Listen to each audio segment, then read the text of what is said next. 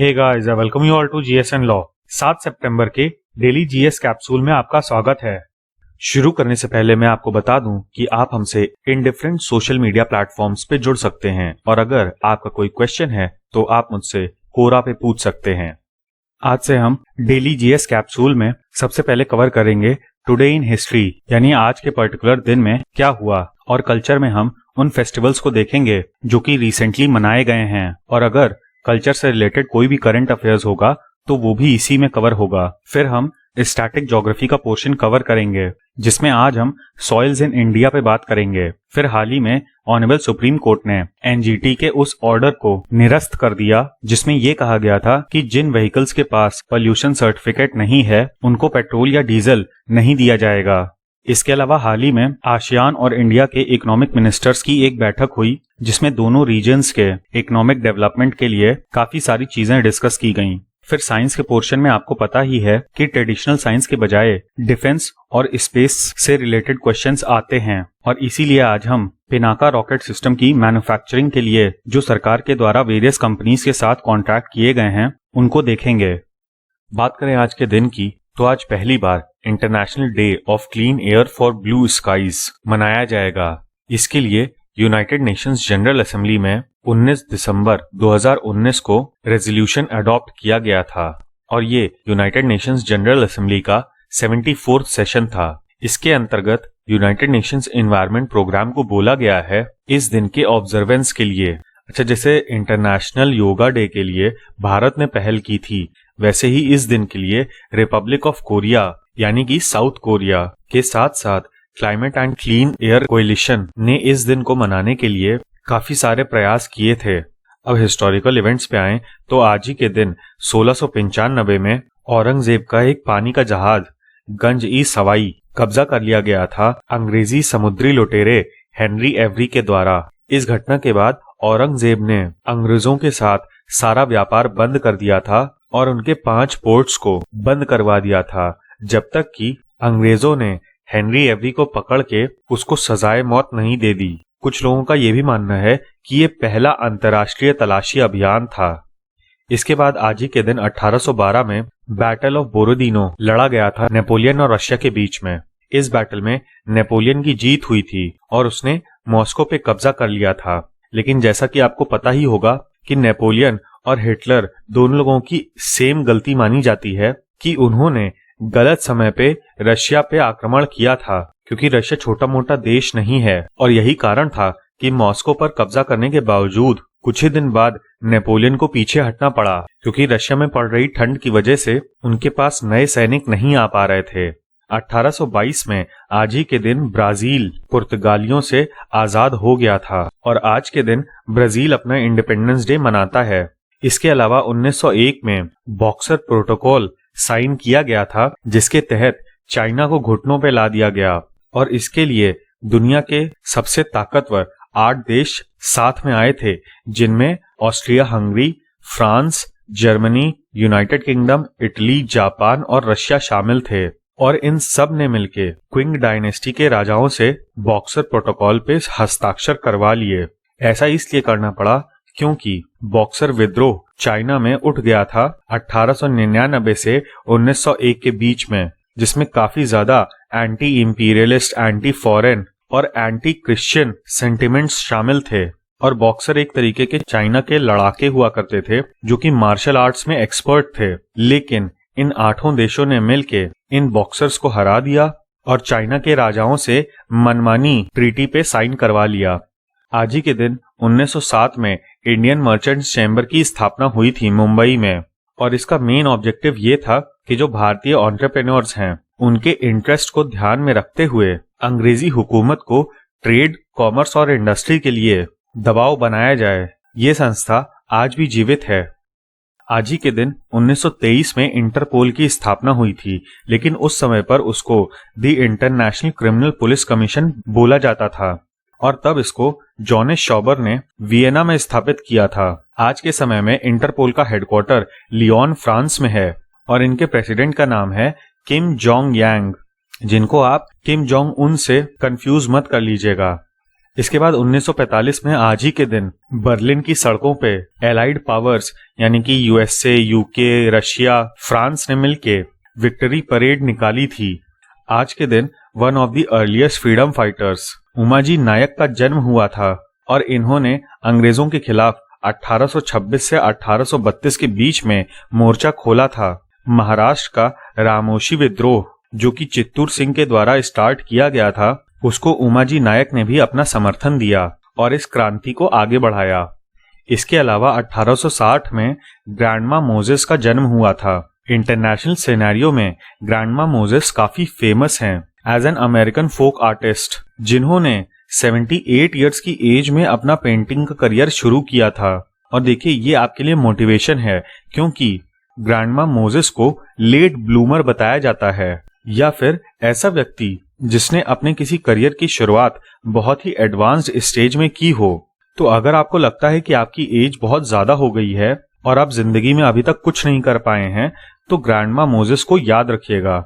अच्छा, इनकी पेंटिंग्स में ग्रामीण जीवन को दिखाया जाता था और आधुनिक सभ्यता की जितनी भी निशानियां थीं, जैसे कि ट्रैक्टर्स, टेलीफोन पोल्स, ये सब कुछ वो अपनी पेंटिंग्स में से छोड़ देती थीं। 1912 में डेविड पैकार्ड का जन्म हुआ था, जिन्होंने आगे चल के बिल ह्यूलेट के साथ मिलके ह्यूलेट पैकार्ड कंपनी की स्थापना की 1939 में, जिसको आप फेमसली HP के नाम से जानते हैं।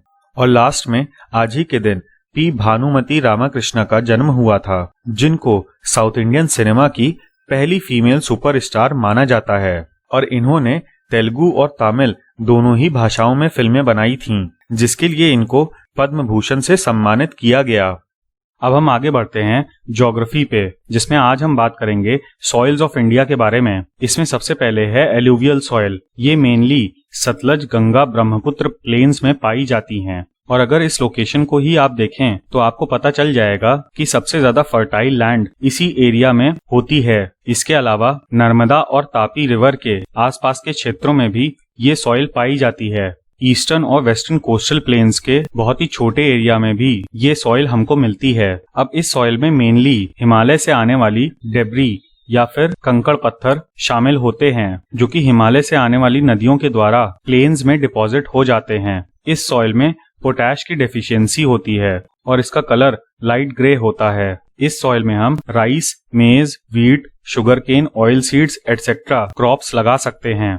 बात करें रेड सॉइल की, तो ये सॉइल मेनली प्रायद्वीप भारत में पाई जाती है, बुंदेलखंड से लेकर तमिलनाडु तक। बुंदेलखंड यूपी और MP के बॉर्डर पे है, जबकि ईस्ट में ये राजमहल हिल्स से लेकर वेस्ट में कठियावाड़ तक जाती है। राजमहल हिल्स मेनली झारखंड में है, जबकि कठियावाड़ पेनिनसुला गुजरात में स्थित है।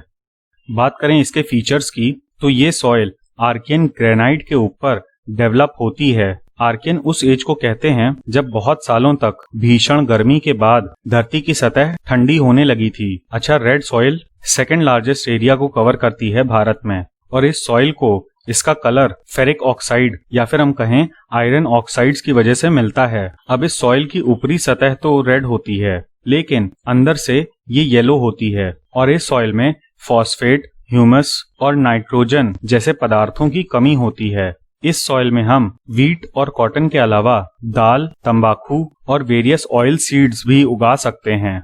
बात करें काली मिट्टी की, तो ये मेनली भारत के वेस्टर्न पार्ट्स में पाई जाती है और ये सॉइल क्रेटेशियस लावा से उपजी है। क्रेटेशियस एरा हम उस एरा को कहते हैं जब धरती पे डायनासोर्स हुआ करते थे और उस समय पर जो वॉल्केनिक इरप्शंस हुए, उसी से ब्लैक सॉइल का निर्माण हुआ। इस सॉइल में आयरन, कैल्शियम, पोटेशियम, मैग्नीशियम जैसे पदार्थों की बहुत ही ज्यादा मात्रा होती है और इस सॉइल की खासियत ये है कि ये काफी ज्यादा पानी को रिटेन कर सकती है। अब मेनली ब्लैक सॉइल से हम कॉटन कल्टीवेशन करते हैं, लेकिन ब्लैक सॉइल में हम तंबाकू, सिट्रस फ्रूट्स, कैस्टर और लिनसीड उगा सकते हैं। अब देखिए, यहाँ जो लिनसीड है इसी को हम फ्लैक्स सीड भी बोलते हैं और इन दोनों ऑयल्स का इस्तेमाल वेरियस मेडिसिनल पर्पसेस में होता है। लास्ट में हम देखते हैं लैटेराइट सॉइल को। ये सॉइल छोटे छोटे पैचेस में पूरे देश भर में पाई जाती हैं, including north east region. North east में ये काचार हिल्स के पास पाई जाती है और ये हिल्स आसाम में लोकेटेड हैं, जबकि गारो हिल्स मेघालय राज्य में स्थित हैं। अब इस सॉइल की खासियत ये होती है कि गीली होने पर ये काफी सॉफ्ट हो जाती है और वापस से जब ये ड्राई होती है तो ये बहुत ही ज्यादा हार्ड हो जाती है। अब इस सॉइल में हमको ऑर्गेनिक मैटर की बहुत ज्यादा कमी मिलती है और वेरियस जो मिनरल्स हैं वो भी इसमें कम पाए जाते हैं, जबकि आयरन और एल्युमिनियम इसमें बहुतायत मात्रा में पाया जाता है। लेटराइट सॉइल में हम राइस और शुगरकेन के अलावा काजू की खेती भी कर सकते हैं। अब एनवायरनमेंट की बात करें तो हमारे सामने 28/8/2020 का एक जजमेंट है जिसका नाम है state of Madhya Pradesh versus centre for environment protection research and development. अब ये जजमेंट एनवायरनमेंट के करंट अफेयर्स के नजरिए से इम्पोर्टेंट क्यों है? हाल ही में नेशनल ग्रीन ट्रिब्यूनल ने एक ऑर्डर पास किया था जिसमें उन्होंने कहा था कि यदि किसी व्हीकल का पोल्यूशन सर्टिफिकेट नहीं है, या अगर हम स्पेसिफिकली कहें तो पोल्यूशन अंडर कंट्रोल सर्टिफिकेट नहीं है या फिर एक्सपायर हो चुका है, तो उन गाड़ियों को पेट्रोल या डीजल नहीं दिया जाएगा। अब ऑनरेबल सुप्रीम कोर्ट ने इस पे कहा कि नेशनल ग्रीन ट्रिब्यूनल ऐसा ऑर्डर नहीं पास कर सकती या ऐसी पेनल्टी नहीं दे सकती जो कि ना ही सेंट्रल मोटर व्हीकल रूल्स में दी है और ना ही नेशनल ग्रीन ट्रिब्यूनल एक्ट में दी गई है। मतलब आप कह तो सकते हैं कि ये सजा बहुत ही अच्छी थी, बट दिक्कत इस बात की है कि इस सजा की कोई भी लीगल बैकिंग नहीं है, ना ही सेंट्रल मोटर व्हीकल रूल्स में ऐसा कुछ दिया हुआ है और ना ही एनजीटी एक्ट में। अब ये जो एनजीटी का ऑर्डर था इसमें स्टेट ऑफ मध्य प्रदेश को डायरेक्ट किया गया था कि बिना पीयूसी वाले व्हीकल्स को किसी भी पेट्रोल पंप पे पेट्रोल या डीजल ना दिया जाए।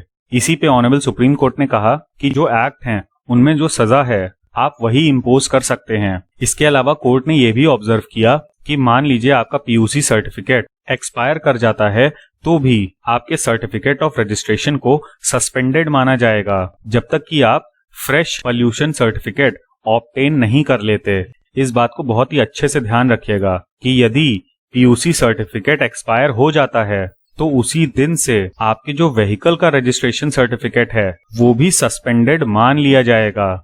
इसके अलावा एक और चीज ध्यान रखिएगा कि यदि कोई पीयूसी व्हीकल पोल्यूशन कंट्रोल के स्टैंडर्ड्स को नहीं कंप्लाई करती है तो उसको रिपेयर करने के बाद पोल्यूशन के जो भी नॉर्म्स हैं उनसे कंप्लाई नहीं करवाया जा सकता। मतलब ऐसा नहीं है कि आपके पास 1980 की कोई 4 पहिया गाड़ी है और आपके जो इंजन के स्पेसिफिकेशंस हैं वो पोल्यूशन कंट्रोल लॉज के हिसाब से नहीं हैं, तो ऐसा नहीं होगा कि आप उस गाड़ी को रिपेयर करवा लीजिए और उसके बाद पीयूसी सर्टिफिकेट ले लीजिए। इसी चीज को कोर्ट ने भी बोला और कहा कि एनजीटी ने इस प्रोविजन को अनदेखा कर दिया। और साथ ही साथ एक बहुत ही इंटरेस्टिंग चीज कही कि अगर आप ऐसी सजा दे देंगे तो फिर वो व्हीकल्स पीयूसी सर्टिफिकेट लेने के लिए कैसे जाएंगी जब उनके पास फ्यूल ही नहीं होगा। क्योंकि आप भी जानते हैं कि अब आप किसी बॉटल में या कंटेनर में पेट्रोल या डीजल पेट्रोल पंप से नहीं ले सकते।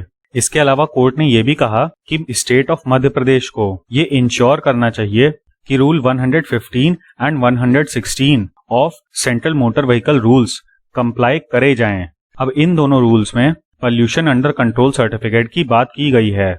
अब हाल ही में 29 अगस्त को 17वीं ASEAN India economic ministers consultations conduct करी गई वर्चुअली, यानी कि वीडियो कॉन्फ्रेंसिंग के थ्रू। अब इस पूरे आयोजन में जो हमारे minister of commerce and industry हैं श्री पीयूष गोयल, वो और वियतनाम के minister of industry and trade को चेयर कर रहे थे इस समारोह को। अब इस मीटिंग में आसियान के सभी 10 देश के जो ट्रेड मिनिस्टर थे वो आए थे। इन सारी कंट्रीज के नाम को आप याद कर लीजिएगा।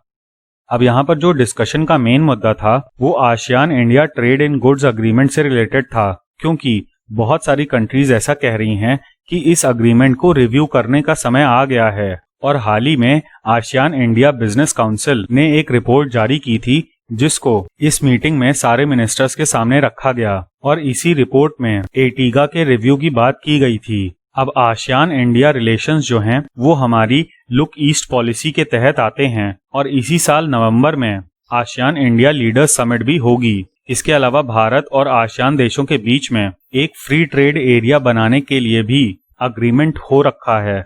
अब इस अग्रीमेंट का इनिशियल फ्रेमवर्क 8 अक्टूबर 2003 को बाली इंडोनेशिया में साइन किया गया था और जो फाइनल अग्रीमेंट था वो 13 अगस्त 2009 को साइन किया गया था। और इसके अंतर्गत जो फ्री ट्रेड एरिया बनाया गया है ये 1 जनवरी 2010 को इम्प्लीमेंट हो गया था और 26 जनवरी 2018 को भारत ने इसी से रिलेटेड कॉमेमोरेटिव समिट नई दिल्ली में आयोजित की थी।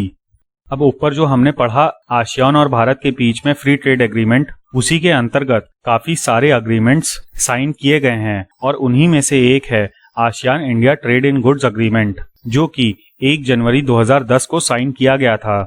इस एग्रीमेंट के तहत आसियान देशों और भारत ने ये संकल्प लिया था कि उनके बीच में जो भी गुड्स ट्रेड किए जा रहे हैं उनमें से 76.4% गुड्स में से कस्टम ड्यूटीज या फिर टैक्सेस या तो कम किए जाएंगे या फिर एलिमिनेट कर दिए जाएंगे। इसके अलावा आसियान इंडिया बिजनेस काउंसिल की स्थापना मार्च 2003 में हुई थी और इसमें सभी देशों के प्राइवेट सेक्टर प्लेयर्स को एक प्लेटफॉर्म प्रोवाइड कराया गया था for sharing of ideas and business networking. इसके अलावा एक सर्विस एग्रीमेंट भी साइन किया गया था नवंबर 2014 में और इसी के साथ एक इन्वेस्टमेंट एग्रीमेंट भी साइन हुआ था। बात करें पिनाका रॉकेट सिस्टम की तो हाल ही में ये न्यूज आई कि मिनिस्ट्री ऑफ डिफेंस ने इसके मैन्युफैक्चरिंग के लिए 3 बड़ी कंपनीज के साथ कॉन्ट्रैक्ट किया है और ये तीनों कंपनीज भारत की ही हैं और इसीलिए इस पूरे एफर्ट को मेक इन इंडिया और आत्मनिर्भर भारत से जोड़ा जा रहा है। अब जो एक्चुअल कॉन्ट्रैक्ट साइन हुआ है ये acquisition wing of ministry of defence के द्वारा साइन किया गया है भारत अर्थ मूवर्स, टाटा पावर और लार्सन एंड टर्बो के साथ। अब इस कॉन्ट्रैक्ट के तहत 6 पिनाका रेजिमेंट्स डेवलप किए जाएंगे जिसकी टोटल कॉस्ट 2580 करोड़ रुपए आने वाली है। अब इन 6 रेजिमेंट्स में 114 लॉन्चर्स होंगे जिसमें automated gun aiming and positioning system होंगे, मतलब टारगेट के कोऑर्डिनेट्स को आपको इसमें फिल कर देना होगा और जो सिस्टम है वो अपने आप ही एम और पोजीशन कर लेगा। इसके अलावा 45 कमांड पोस्ट भी डेवलप किए जाएंगे और इन दोनों चीजों में टाटा पावर और लार्सन एंड टर्बो शामिल होंगे, जबकि रॉकेट सिस्टम को कैरी करने के लिए जो 330 व्हीकल्स का इस्तेमाल होगा वो भारत अर्थ मूवर्स लिमिटेड बनाएगी। अब अभी तक कौन सी व्हीकल्स यूज होती थी ये मैं आपको बाद में बताऊंगा। अब देखिए चाइना के साथ बढ़ते हुए टेंशंस की वजह से ये डिसाइड किया गया है कि ये जो 6 रेजिमेंट्स होंगी ये भारत के नॉर्दर्न और ईस्टर्न बॉर्डर्स पे स्थापित की जाएंगी और 2024 का टारगेट रखा गया है जब ये रेजिमेंट्स इंडियन आर्म्ड फोर्सेस में इंडक्ट कर ली जाएंगी, मतलब इनको ग्राउंड लेवल पर लोकेट कर दिया जाएगा। अब ये जो पूरा इनिशिएटिव है ये बाय इंडियन कैटेगराइजेशन प्रोजेक्ट के अंतर्गत डिफेंस मिनिस्ट्री ने चालू किया है, जिसमें टारगेट रखा गया है कि इस प्रोजेक्ट के अंतर्गत जो भी डिफेंस मटेरियल्स हम लोग आर्म्ड फोर्सेस में इंडक्ट करेंगे उसमें से 70% जो कंटेंट है वो इंडिजीनियस होना चाहिए, यानी कि भारत में बना हुआ होना चाहिए। अब थोड़ा सा पिनाका के बारे में भी जान लेते हैं। ये एक मल्टीपल लॉन्च रॉकेट सिस्टम है, मतलब एक बार में कई सारे रॉकेट्स लॉन्च किए जा सकते हैं और ये इंडिजीनियसली डेवलप किया गया था डीआरडीओ के द्वारा। डीआरडीओ का फुल फॉर्म याद रखिएगा, defence research and development organisation. अब देखिए बहुत समय से गवर्नमेंट पीपीपी मॉडल को इम्प्लीमेंट करने की कोशिश कर रही है वेरियस सेक्टर्स में, यानी कि पब्लिक प्राइवेट पार्टनरशिप, मतलब गवर्नमेंट कंपनीज और प्राइवेट कंपनीज मिलके वेरियस इंडस्ट्रीज को डेवलप करेंगी। अब देखिए पिनाका रॉकेट सिस्टम जब पहली बार आया था तो उसका नाम था मार्क 1 और मार्क 1 के जो रॉकेट्स थे उनकी मैक्सिमम रेंज 40 किलोमीटर तक थी और ये एक बार में 12 रॉकेट्स को फायर कर सकते थे विद इन 44 सेकेंड्स। इसके अलावा मार्क 3 का जो अपग्रेड है ये 2019 में टेस्ट फायर किया गया और मार्क 2 की रेंज 90 किलोमीटर से भी ज्यादा की है। पहले ये सिस्टम टाट्रा ट्रक पे चढ़ाया जाता था। टाट्रा जेक रिपब्लिक की एक ट्रक कंपनी है और हम लोग इन ट्रक्स को इंपोर्ट करते थे। इसी वजह से अभी हमने ऊपर पढ़ा कि भारत अर्थ मूवर्स लिमिटेड को व्हीकल्स बनाने का कॉन्ट्रैक्ट दिया गया है ताकि हम अपने ऊपर आत्मनिर्भर बन सकें। इसके अलावा ये भी जान लीजिए कि कारगिल युद्ध के समय पर पिनाका सिस्टम को यूज किया गया था, जहां पर ये काफी ज्यादा सक्सेसफुल रहा था, क्योंकि कारगिल वॉर में जो पाकिस्तानी इन्फिल्ट्रेटर्स थे वो बहुत ऊंची ऊंची जगहों पे बैठे हुए थे। और देखिए माउंटेन टॉप्स की स्ट्रैटेजिक लोकेशन काफी ज्यादा मायने रखती है किसी भी वॉर में, क्योंकि वहां से आप अपने एनिमी की मूवमेंट्स भी देख सकते हैं और उनको एफिशिएंटली टारगेट कर सकते हैं। और यही कारण था कि भारत को पिनाका सिस्टम्स का यूज करना पड़ा। तो ये था हमारा एनालिसिस 7 सितंबर के जीएस का। उम्मीद है कि आपको ये वीडियो पसंद आया होगा। इस वीडियो का पीडीएफ आपको हमारे टेलीग्राम चैनल पे मिल जाएगा। और हाँ, please don't forget to like, share and subscribe. Thank you. जय हिंद।